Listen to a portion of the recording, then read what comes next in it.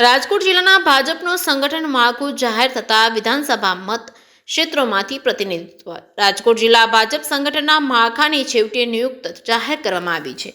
પ્રમુખ બદલાવાની અવગઢો પર પૂર્ણ વિરામ મુકાઈ જવાની સાથોસાથ નવા માળખામાં ત્રણેય મહામંત્રીઓને રિપીટ કરવામાં આવ્યા છે. આ સિવાય એક ઉપપ્રમુખને પણ ફરી હોદ્દા પર યથાવત રાખવામાં આવ્યા છે. મહત્વની વાત એ છે કે 21 હોદ્દાઓના સંગઠન માળખામાં 16 જ્ઞાતિઓને સ્થાન આપવામાં આવ્યું છે. ત્યારે રાજકોટ જિલ્લાના ઉપલેટા શહેરના 5 હોદ્દાદારોને રાજકોટ જિલ્લા સંગઠનના હોદ્દા સોંપવામાં આવ્યા છે, જેમાં રવિભાઈ માકડિયા, જયેશભાઈ ત્રિવેદી, સુરેશભાઈ ડેર, અનિતાબેન ચૌહાણ, રમેશભાઈ ગરનો જિલ્લામાં સમાવેશ થતા ઉપલેટા શહેર ભાજપ તેમજ નગરપાલિકા સહિતના તમામને ભાજપ આગેવાનો દ્વારા આવકારી અભિનંદન આપ્યા હતા. જયકેસિંહ ગુજરાતી સાથે અર્શી આહિર, ઉપલેટા.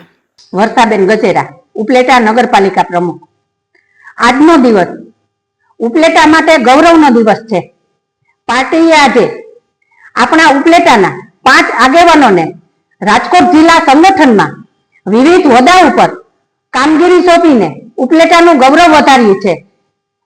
હું આ તકે રવિભાઈ માકડિયાને અભિનંદન પાઠવતા ગૌરવની લાગણી અનુભવું છું કે રવિભાઈ, આવડી નાની ઉંમરે આટલી બધી જવાબદારી આપ સુપેરે નિભાવો છો તેનું અમને ગૌરવ છે.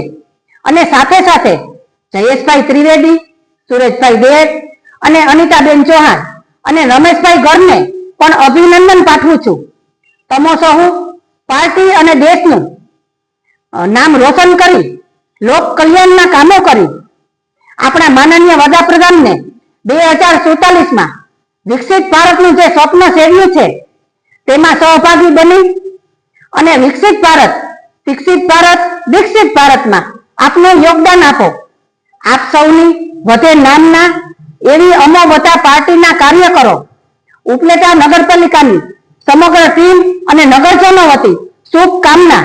ભારત માતા કી જય. મારું નામ રવિ માકડિયા, રાજકોટ જિલ્લા ભાજપ મહામંત્રી. આજરોજ રાજકોટ જિલ્લા ભાજપમાં ફરી વખત મારી મહામંત્રી તરીકે વરણી થઈ એ બદલ પ્રદેશ શીર્ષ નેતૃત્વનો હું અંતકર આભાર માનું છું.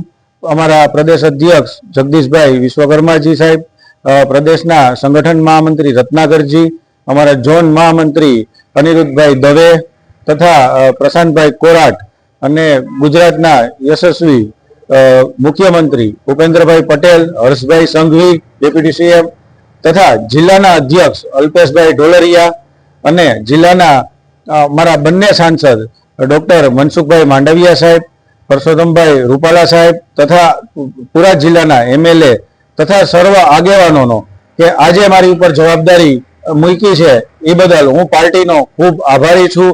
આગળના સમયની અંદર પાર્ટીનું વ્રતવૃક્ષ મોટું થાય એ માટે અમે બધા પ્રયત્નો કરશું. તાલુકા પંચાયત, જિલ્લા પંચાયત, ભારતીય જનતા પાર્ટીનો જંગી વિજય થાય એ માટે અમે છેવાડાના માનવી લગી પાર્ટીની જે કોઈ સહાય યોજનાઓ હોય તે પહોંચાડવાની મદદ કરી અને ભારતીય જનતા પાર્ટીનું એક વિશાળ વટવૃક્ષ બનાવવા માટે અમે મહેનત કરશું.